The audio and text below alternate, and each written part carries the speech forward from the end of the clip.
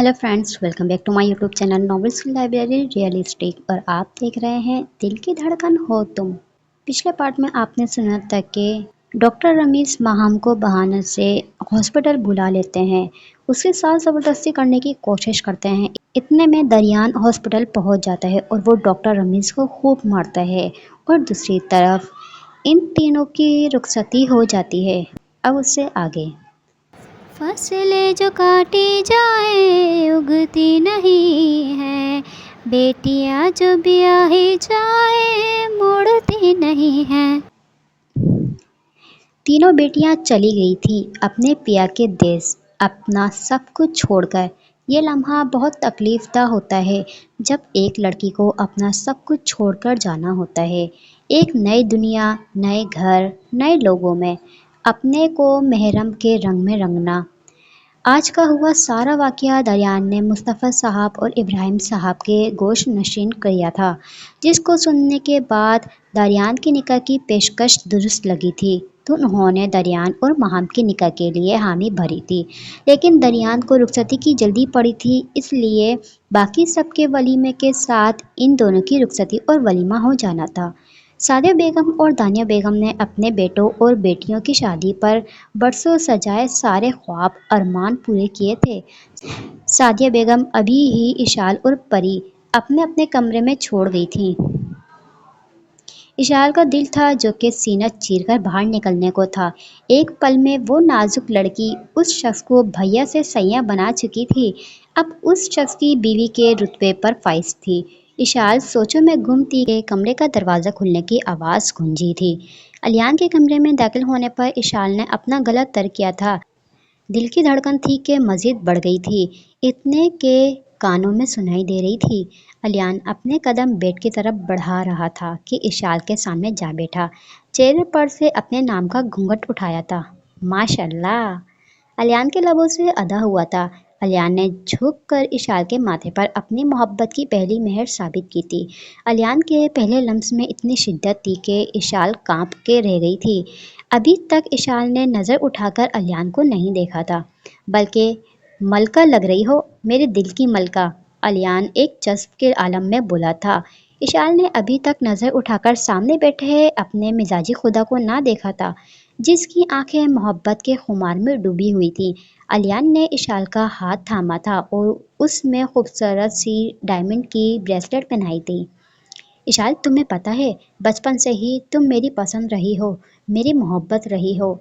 अलियान ने इशाल के हाथों को थामते हुए दिल के मकाम पर हाथ रखा था, मगर इशाल खामोश सी थी तो अलियान ने खुद ही इससे अपने बारे में पूछा था। चलो अब तुम बताओ, मैं तुम्हें कैसा लगता हूँ?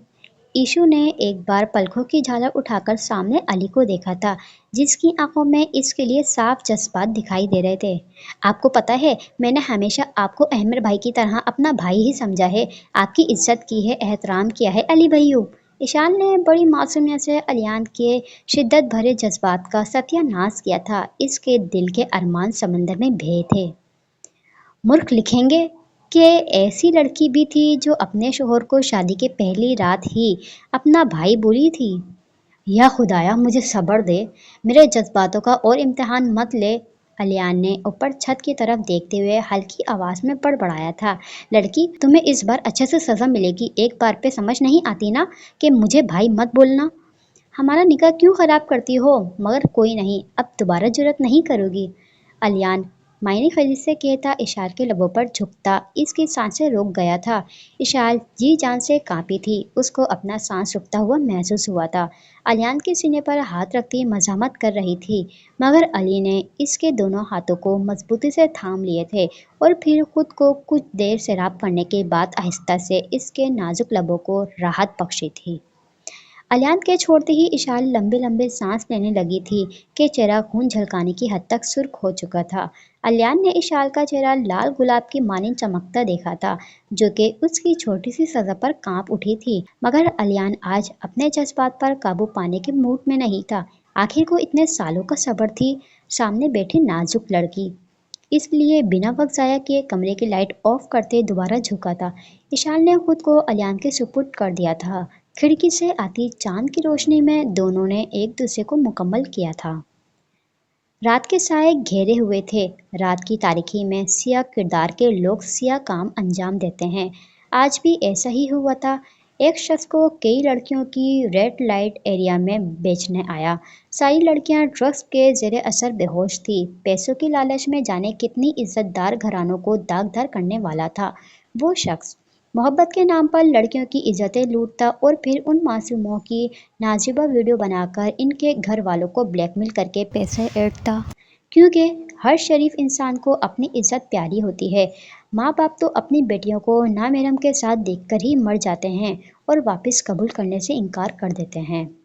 سلام ملکہ حسن جہاں آرا۔ سلمان نے بڑے مہذب انداز سے سر جھکاتے اپنے سامنے بیٹھی عورت کے ہاتھوں کا بوسہ لیا تھا، جس سے مقابل بیٹھی عورت کے گہرے لال رنگ میں ڈوبے ہونٹ دلکشی سے مسکرائے تھے۔ وعلیکم السلام۔ ارے سلمان میاں آپ آئے ہیں، طوائف خانے کی ملکہ جہاں آرا بھی شیریں لہجے میں بولی تھی۔ جی ملکہ عالیہ، ماں بدولت آپ کے لیے نیا مال لایا ہے۔ 3 بالکل فریش پیس ہیں، مگر 2 کے ساتھ میں اپنی راتیں رنگین کر چکا ہوں۔ کیا مست مال ہے، اے ہائے دل ہی نہیں چاہ رہا تھا چھوڑنے کو۔ سلمان کے چہرے پر کمینگی سے مسکراہٹ سجاتے ہوئے بولا تھا۔ سلمان میاں بڑی کمینی نسل کے ہو، جہاں آرا اپنے منہ میں پان ڈالتے ہوئے بولی تھی تو سلمان نے زوردار کہکا لگایا تھا۔ سو تو ہے ملکہ حسن۔ سلمان نے سینے پر ہاتھ رکھتے ذرا جھک کر داد وصول کی تھی۔ اچھا یہ بتا کہ یہ لونڈیا کہاں سے لایا ہے؟ آج کل تو ہر جگہ سخت پہرا ہے، تو اغوا کرنے سے رہا؟ جہاں آرا نے تعجب سے پوچھا تھا، کیونکہ وہ جانتی تھی ہر جگہ آرمی اور پولیس والوں کا پہرا تھا۔ جہاں آرا کی بات سنتے ہی سلمان دوبارہ کمینگی سے ہنسا تھا۔ ارے ملکہ حسن، اغوا کون کرتا ہے؟ ہم تو پیار محبت سے ان امیر زادیوں کے دل میں جگہ بناتے ہیں اور پھر سینے سے اسی دل کو نکال لیتے ہیں۔ ہم تو ان کو اپنے پیار کی مار مارتے ہیں تاکہ کوئی چو چرا نہ کرے۔ بڑا تیز ہے تو سالے کتے کی اولاد۔ چل قیمت لگا 5 لونڈیوں کی۔ سلمان نے ایک نظر پورے کھوٹے میں ڈالی تھی۔ کھوٹے میں موجود کچھ طوائف اپنے رقص میں مصروف تھی تو کچھ طوائف کمروں میں موجود عیاش سیٹ لوگوں کا دل بہلا رہی تھیں۔ 50 لاکھ 5 لڑکیاں ہیں، ہر لڑکی کا 5 لاکھ لگایا ہے، سلمان نے احسان کرنے والے انداز میں کہا تھا۔ سامنے بیٹھی ملکہ جہاں آرا کے ماتھے پر بل پڑے تھے۔ سلمان میاں ہوش میں تو ہو، 2 لونڈیاں ویسے بھی کسی کام کی نہیں ہیں۔ 21 لاکھ دوں گی، اس سے زیادہ 1 روپیہ بھی نہیں دوں گی۔ ملکہ جہاں آرا کا انداز حتمی تھا، جس پر سلمان نے حامی بھر لی تھی۔ احمر کمرے میں داخل ہوا تو پریحان کو نہ پا کر حیران ہوا تھا، مگر پھر اپنے کمرے میں موجود چھوٹی سی بنی لائبریری کی لائٹ آن دیکھ کر گہرا مسکرایا تھا اور لائبریری کی جانب قدم بڑھا لیے تھے اور دروازے تک پہنچا تھا کہ سامنے اپنی جگہ پر اپنی جان کو بیٹھا دیکھا۔ دل کی ایک بیٹ مس ہوئی تھی۔ وہ آج لگ ہی اتنی خوبصورت رہی تھی۔ اپنے مزاجی خدا کے کولون کی خوشبو محسوس کرتے پریحان نے اپنے گرے کلر کی آنکھوں پر سے جولر اٹھائی تھی، جو کہ سینے پر ہاتھ باندھے اسی کو دیکھ رہا تھا تو پریحان مسکراتی ہوئی اس کی جانب بڑھی تھی۔ اب تک احمر نے ایک بار بھی پلک نہیں جھپکائی تھی، مسلسل ٹکٹکی باندھے اپنی پری کو دیکھ رہا تھا، جو کہ قدم قدم چلتی اس کے مقابل آ رکی تھی۔ لگتا ہے آج مسٹر احمر نے مجھ معصوم کو نظر لگانی ہے۔ پریحان کی بات پر احمر کھل کر مسکرایا تھا اور پری کا ہاتھ تھامتے بیڈ پر بٹھایا تھا۔ پریحان کا ہاتھ تھامتا ہوا اپنے سینے کے بائیں جانب رکھا تھا۔ ہاتھ رکھتے ہی پریحان کو احمر کی دھڑکن اپنے دل میں دھڑکتی سنائی دی تھی، تو پریحان نے ابھی احمر کا دوسرا ہاتھ تھامتے ہوئے دل پر رکھا تھا۔ دونوں ایک دوسرے کی حد سے زیادہ بڑھتی دھڑکنوں کو محسوس کر رہے تھے۔ آئی لو یو احمر، پریحان نے مسکراتی آنکھوں سے اپنی خاموش محبت کا اظہار کیا تھا۔ پری کے اعتراف پر احمر نے بڑھ کر اس کے ماتھے پر بوسہ دیا تھا تو پریحان کا چہرہ شرم کے مارے سرخ انار کی مانند ہو گیا تھا۔ پری بیڈ سے اٹھ کر بھاگنے لگی تھی کہ احمر نے پریحان کو بازو سے تھاما تھا اور اس کے پیچھے کھڑے ہوتے پریحان کو اپنے حصار میں لیتے ہوئے کان میں کچھ کہا تھا۔ بولتے ہوئے احمر کے لب پریحان کے کان کو مس ہوئے تھے۔ آئی لو یو ٹو میری جان۔ جس سے پریحان کی ریڑھ کی ہڈی میں سنسناہٹ سی دوڑی تھی کہ احمد نے پریحان کی گردن پر ایک گستاخی کی تھی، جس پر پریحان اپنا رخ موڑتی اپنا چہرہ احمد کے ہتھیار میں چھپا گئی تھی۔ احمد نے مسکراتے ہوئے پریحان کو باہوں میں بھرتے ہوئے بیڈ کی طرف بڑھا تھا، لائٹ آف کرتے ہوئے اس پر حاوی ہوا تھا۔ کچھ ہی دیر میں دونوں دو جسم ایک جان ہو چکے تھے۔ رات کے 3 بجے کا وقت تھا۔ انمول نیند سے نڈھال ہو چکی تھی، مگر دشمن جاں تھا کہ وہ کمرے میں آ نہیں رہا تھا۔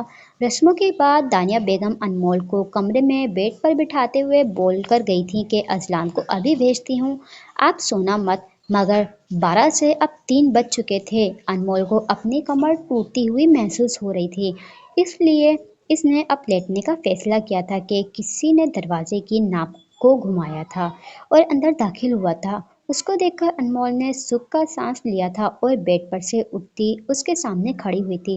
شکر ہے تم آ گئے، کب سے تمہارا ویٹ کر رہی ہوں اور میں بہت زیادہ تھک گئی ہوں۔ چلو جلدی سے بتاؤ کیسی لگ رہی ہوں، ساتھ میں میری منہ دکھائی بھی دو تاکہ پھر اس کے بعد میں سکون سے سو جاؤں۔ اس نے اپنی جمائی روکتے ہوئے کہا تھا۔ لہجے میں شرارت صاف آیا تھی، مانو کی آنکھوں میں ڈھیر سارے رنگ کھلے ہوئے تھے۔ آج اس گڑیا پر رچ رچ کر روپ آیا تھا، اپنے عشق کو پا لینے کے روپ۔ عشق کا رنگ چہرے پر ٹوٹ کے چھایا تھا، چہرہ لال گلاب کی مانند چمک رہا تھا، لیکن اپنے دشمن جاں کی آنکھوں سے وحشت سی ہو رہی تھی، کیونکہ نیلی آنکھیں حد سے زیادہ سرخ تھیں۔ ان کو دیکھ کر دل کی دھڑکنوں نے عجیب سا شور برپا کیا تھا۔ مقابل شخص آگے بڑھا تھا اور ایک جھٹکے سے سبز آنکھیں والی بلی کے سر پر سجا ہوا اس کے نام کا لال دوپٹہ کھینچ کر زمین پر پھینکا تھا۔ دوپٹہ جو کہ پینوں کی مدد سے سر پر سیٹ کیا گیا تھا، اس طرح نوچنے سے لبوں سے سسکی نکلی تھی، سر کے کئی بال جڑوں سے ٹوٹے تھے، سر میں درد سے ٹھیس اٹھی تھی۔ جوڑے میں مقید بالوں کو اپنے بھاری ہاتھ کے شکنجے میں لیا تھا اور اس کے بالوں کھینچ کر نیچے کرتے ہوئے انمول کا چہرہ اپنے قریب کیا تھا۔ انمول کے چہرے پر درد کی تاثرات واضح تھی، سبز آنکھیں نمکین جام سے لبریز تھی۔ اذلان مزید انمول کی طرف جھکا تھا۔ تمہیں پتہ ہے تم جیسی لڑکی کو کیوں قبول کیا میں نے؟ صرف اور صرف اپنی بہن کی وجہ سے۔ اگر احمد شرط نہیں رکھتا تو اسی دن تمہیں طلاق دیتا، مگر پریحان کی وجہ سے مجبور تھا، کیونکہ تم جیسی آوارہ لڑکی میری بیوی بننے کے لائق نہیں۔ اذلان کے ایک ایک لفظ نے اس کو شدید درد میں مبتلا کیا تھا۔ آنسو لڑیوں کی صورت میں متواتر بہے جا رہے تھے، مگر اپنی سبز آنکھیں مقابل کی نیلی آنکھوں میں گڑائے ہوئے تھی۔ اس آنکھوں میں کیا کچھ نہ تھا، پیار، محبت، خواب، خوشیاں، سب کچھ کرچی کرچی ہو کر بکھر گیا تھا۔ منہ سے ایک بار پھر سسکی نکلی تھی، جس پر ایک جھٹکے سے اذلان نے انمول کو زمین پر پھینکا تھا۔ وہ زمین پر اس خود غرض شخص کے قدموں میں گری تھی، نیچے گرنے سے بازو میں درد کی لہر دوڑی تھی۔ تمہاری جگہ فقط میرے پاؤں میں ہے، تمہیں موقع دیا تھا میری بن جاؤ، صرف سب کو چھوڑ دو، مگر تم نے مجھے اذلان خان زادہ کو چھوڑ دیا۔ وہ اس نازک نادام لڑکی کو ٹھوکر مارتا ہوا کوپر سے آگے بڑھا تھا۔ ڈریسنگ ٹیبل پر اپنا والیٹ اور گھڑی رکھی تھی، پھر الماری سے اپنے کپڑے لیتا واش روم میں بند ہو گیا۔ کیسی تھی اس کی زندگی کی نئی شروعات؟ او میرے دل دے ٹکڑے سینے وچ بکھرے کہ نام تیرا ہی لیندے رہ گئے۔ سر، 2 دن بعد آپ کو خوشخبری ملے گی، ان مارخوروں کو ان کی اوقات یاد دلاؤں گا، غفار ایسوی بتاتے ہوئے کمینگی سے مسکرایا تھا۔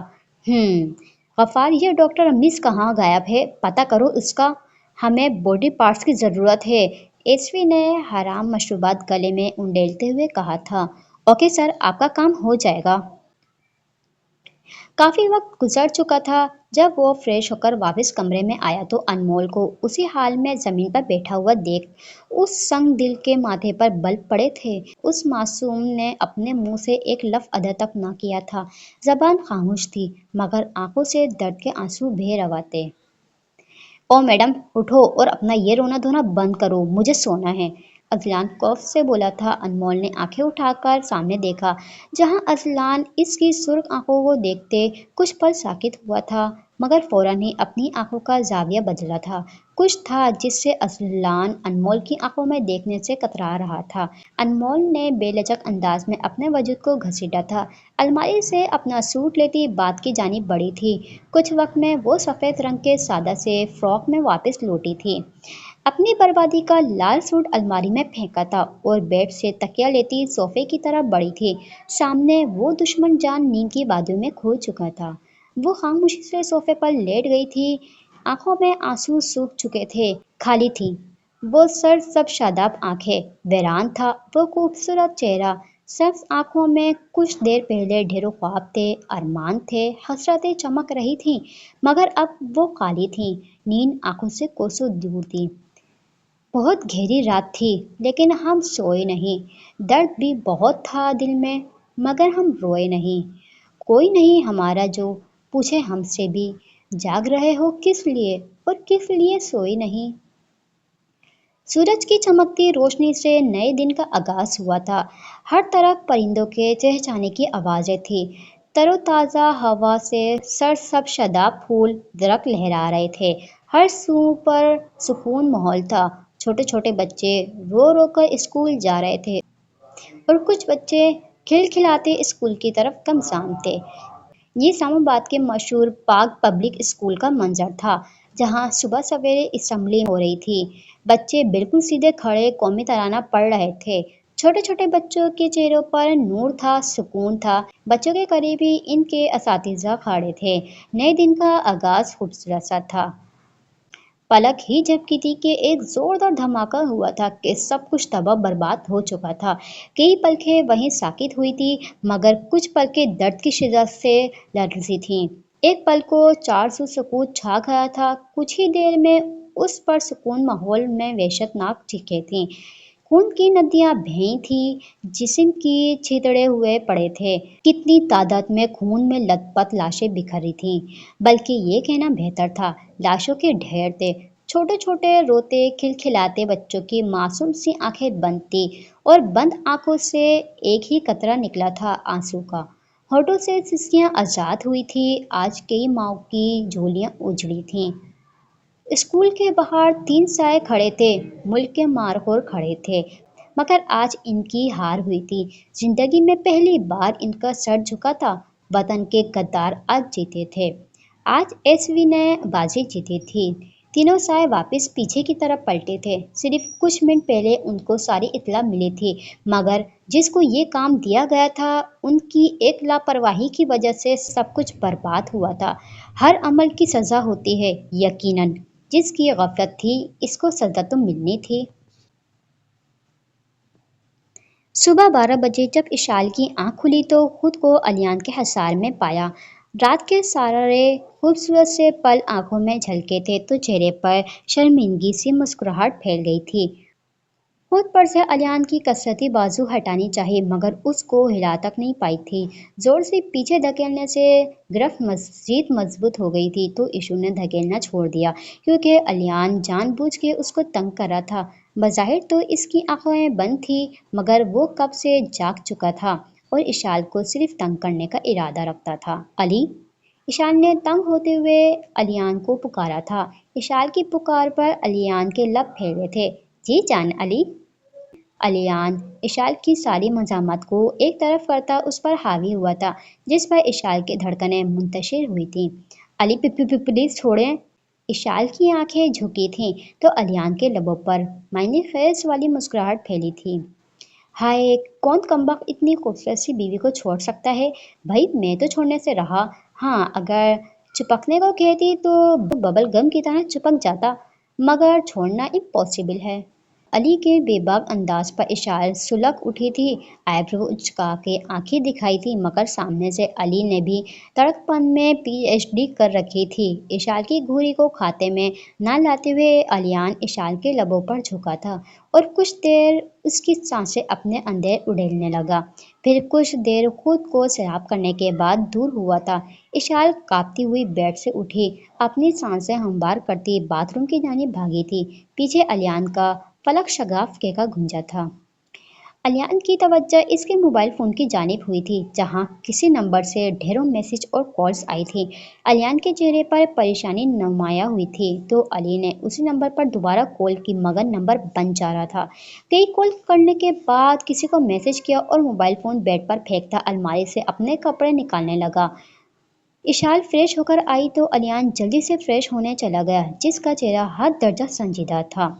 परिहान जब जागी तो अहमर कमरे में नहीं था, तो वो उठी और फ्रेश होने चली गई। फ्रेश होकर नीचे हॉल की तरफ गई थी। परिहान को इशाल मिली, जो कि रोई रोई लग रही थी। परिहान इशाल को देखकर परेशान हुई थी। परिहान ने पहले सादिया बेगम से सवाल किया था, जिनकी आंखें नम थी। क्या हुआ है खाला जानी? तो सादिया बेगम ने नफ़ी में सर हिलाया था। क्या हुआ इशाल, क्यों इतनी परेशान हो?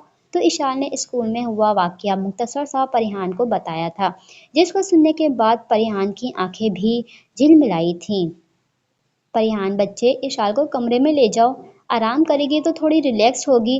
सादिया बेगम की नम आवाज़ गूंजी थी, तो परिहान ने सर इसबाब में हिलाया था। बार बार बजते फ़ोन की अरताश से इसकी नींद में खलल पड़ा था। नींद की गोली की वजह से वो आज देर तक सोई थी। फ़ोन की स्क्रीन पर दरियान का नाम चमक रहा था। महम ने फ़ोन उठाते कान से लगाया था। अस्सलाम वालेकुम दरियान। महम की आवाज़ बिल्कुल हल्की सी गूंजी थी।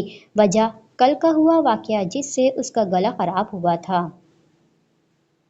और इसके दिमाग पर गहरा असर छोड़ा था। आवाज़ हलक से नहीं निकल रही थी। महम जल्दी से हॉस्पिटल पहुंचो। दरियान ने महम को स्कूल में हुआ वाक़या मुख्तसर से बताया था। महम का तो दिमाग ही घूम के रह गया था। इसने फ़ोन बेड पर उछालते जल्दी से हॉस्पिटल जाने की तैयारी पकड़ी थी। Urgent meeting in headquarter. Her agents को मैसेज वसूल हुआ था। गफ्फार, आज तुमने मेरा दिल खुश कर दिया। बताओ क्या इनाम चाहिए? स्नैक वेनम एसवी अपने अंदर हराम मशरूबात उंडेलते हुए पूछा था। बाहों में एक खूबसूरत नाजुक वजूद बैठा सिगरेट फूंकने में मसरूफ था। चलो गफ्फार, अगले हफ्ते की टिकट करवाओ। हम दोनों ने काफ़ी वक्त से दुबई का चक्कर नहीं लगाया। फिर आखिर को हमारे नाजुक कंधों पर इस खस्ता हाल मुल्क का बोझ आने वाला है, लेकिन जाने से पहले एक मर्तबा उससे मिलना है। आखिर को मेरा ही खून है। सुना था कुछ वक्त पहले हॉस्पिटल में दाखिल हुआ था। चलो इसी बहाने कुछ सवाब का काम हो जाएगा। मरीज की आयादत करने चलते हैं। अपनी बात के आखिर में एसवी ने मगरूरियत भरा कहकर लगाया था, ओके सर, आपका काम हो जाएगा। गफ्फार ने सर झुकाए मौदबाना अंदाज में जवाब दिया था। इस स्टोरी को यहीं पर ही एंड करते हैं। नेक्स्ट पार्ट में देखते हैं आगे क्या होगा। मेरे साथ जुड़े रहिए। स्टोरी अच्छी लगे तो प्लीज़ लाइक करिएगा, शेयर करिएगा एंड सब्सक्राइब करना ना भूलिएगा। हम मिलते हैं आपसे नेक्स्ट वीडियो में। तब तक आप सब लोग अपना बहुत सारा ख्याल रखिए। अल्लाह हाफिज़, बाय बाय।